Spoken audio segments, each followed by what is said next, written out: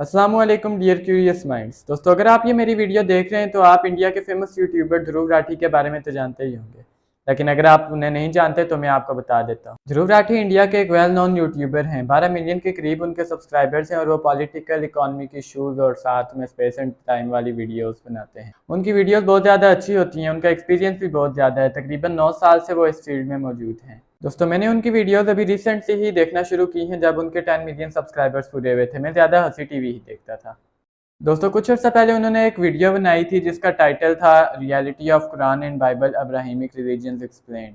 इस पर उन्होंने रिसर्च तो बहुत अच्छी की थी, लेकिन जब आप रिलीजन के ऊपर वीडियो बनाते हैं तो उसमें किसी ना किसी हद तक आपकी अपनी पर्सनल ओपिनियन भी शामिल हो जाता है। दोस्तों, ये तो आप जानते हैं कि वो हिंदू हैं और उनने भी इन पूरी वीडियो में यही मुशक्कत लगाई हुई थी कि वो किसी तरह ये बात प्रूव कर लें कि बाकी रिलीजन्स में भी बुत परस्ती अलाउड है, क्योंकि हिंदूज भी बुत परस्ती करते हैं। लेकिन इस वीडियो में उनसे काफ़ी गलतियां हुई, जिनके ऊपर हंसी टीवी ने भी एक रिस्पांस वीडियो बनाई थी, वो आप जाकर पूरी देख सकते हैं। मैं ये वीडियो इसलिए बना रहा हूँ क्योंकि उसमें 2 पॉइंट्स ऐसे थे जिनको हसीब शफकत ने भी सही तरह से एक्सप्लेन नहीं किया था। एक तो था द आर्क ऑफ कोवेनेंट, एक और एग्जांपल उन्होंने बाप वाली दी थी, वो वाला मैं उसको सही तरह से एक्सप्लेन करना चाहता था। दोस्तों, अगर आपने मेरा चैनल सब्सक्राइब करना है तो मेरी बाकी वीडियोस देखें। ये वैसे मैंने एक रिस्पांस वीडियो बनाई थी, मैं रिएक्शन वीडियो इस चैनल पर नहीं बनाता। तो चलिए आप वीडियो शुरू करते हैं। कुछ कंजर्वेटिव मुस्लिम्स, इनफैक्ट कुछ कंजर्वेटिव हिंदूज भी कहते हैं कि क्योंकि हिंदू लोग मूर्तियों की पूजा करते हैं इसलिए मुसलमानों के सामने हिंदूज काफिर हैं। कितनी सच्चाई है इस बात में? अगर आप गहराई से देखो तो हिंदू लोग एक्चुअली में मूर्तियों की पूजा नहीं करते हैं, बल्कि भगवान की पूजा करते हैं मूर्ति के थ्रू। ये वैसा ही हो गया जैसे कि आप अपने फादर को याद करते हो उनकी फोटो देखकर। मुसलमानों के नज़दीक हिंदूज काफिर हैं। जी बिल्कुल, ये बात बिल्कुल ठीक है। हिंदूज मुशरिक हैं और हर मुशरिक काफिर होता है। अब आप सोच रहे होंगे कि आखिर ये मुशरिक क्या चीज़ है। मुशरिक वो होता है जो शिर्क करता है, और शिर्क होता है खुदा की ज़ात के साथ किसी और को भी शरीक करना। अब जिस बंदे को आप या फिर जिस ज़ात को आप शरीक करेंगे उसके साथ उसकी आप इबादत करें या ना करें, लेकिन उसको शरीक करने से आप शिर्क कर रहे हैं, और शिर्क की इस्लाम में कोई भी माफ़ी नहीं है। कुरान में बार बार इस बात पर जोर दिया गया है कि अल्लाह का कोई शरीक नहीं, ना उसका कोई बाप है, ना बेटा, ना कोई और रिश्तेदार। मुशरिक की तो बात कर ली कि हर मुशरिक काफिर होता है, लेकिन ये बात ज़रूरी नहीं कि हर काफिर साथ में मुशरिक भी हो। फॉर एग्जांपल, एथीस्ट की एग्जांपल अगर हम ले लें तो वो किसी के ऊपर भी यकीन नहीं रखते, वो खुदा की ज़ात से भी इनकार करते हैं। इस सूरत में वो भी काफिर कहलाते हैं, लेकिन वो मुशरिक नहीं कहलाते, क्योंकि मुशरिक वो होता है जो शिर्क करे। दूसरी बात जो आपने की कि हिंदूज खुदा की इबादत करते हैं स्टैचूज़ के थ्रू, ये बिल्कुल ऐसे है जैसे आप अपने फादर को याद करें उनकी पिक्चर देखकर। अब अगर आप अपने फादर को पिक्चर देखकर याद करें या स्टैचू देखकर, अब आपकी आवाज़ तो आपके फादर तक नहीं पहुंचनी, क्योंकि जाहिर है कि पिक्चर या फिर स्टैचू में कोई ट्रांसमीटर तो लगा नहीं जो आपकी आवाज़ आपके फादर तक पहुंचाए। अब आप कहेंगे कि खुदा को किसी ट्रांसमीटर की तो ज़रूरत नहीं, कहाँ बाप, वो तो एक इंसान है, और कहाँ खुदा जो इस पूरी कायनात का मालिक है। यही बात तो हम आपको कब से समझाने की कोशिश कर रहे हैं कि अगर खुदा को किसी ट्रांसमीटर की ज़रूरत नहीं, क्योंकि खुदा तो वो भी जान लेता है जो हम सोच रहे हों, तो हमें फिर क्या ज़रूरत है कि हम उनकी स्टैचूज़ के आगे झुकें और उनसे मदद मांगें। अब आपका आगे से ये जवाब होगा कि वो स्टैचूज़ तो हमने खुदा को रिप्रेजेंट किया है, वो बिल्कुल खुदा की तरह के दिखते हैं।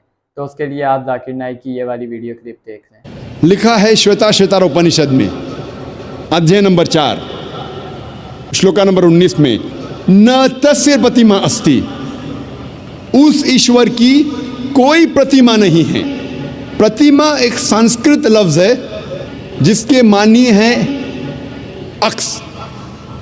उस ईश्वर की कोई प्रतिमा नहीं है, कोई अक्स नहीं है, कोई फोटोग्राफ नहीं है, कोई पेंटिंग नहीं है, कोई पोर्ट्रेट नहीं है, कोई बुत नहीं है, कोई मूर्ति नहीं है, कोई स्टैच्यू नहीं है, कोई स्कल्पचर नहीं है।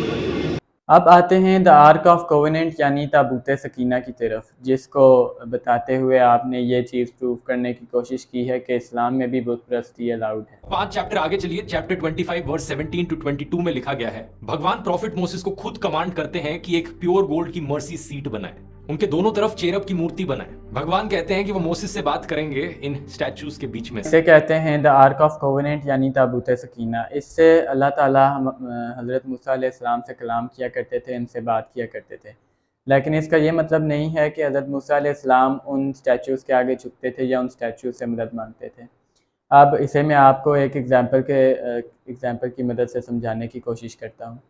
फॉर एग्ज़ाम्पल, आप बहुत गरीब हैं, आपको पैसों की ज़रूरत है, बहुत सख्त ज़रूरत है, और आपका एक दोस्त है अली नाम का जो बहुत अमीर है। अब आप उससे मदद मांगना चाहते हैं, उससे पैसे मांगना चाहते हैं।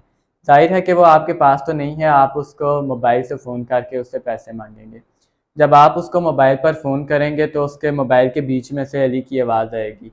अब आप मोबाइल के थ्रू अली से मदद मांगेंगे पैसों के लिए।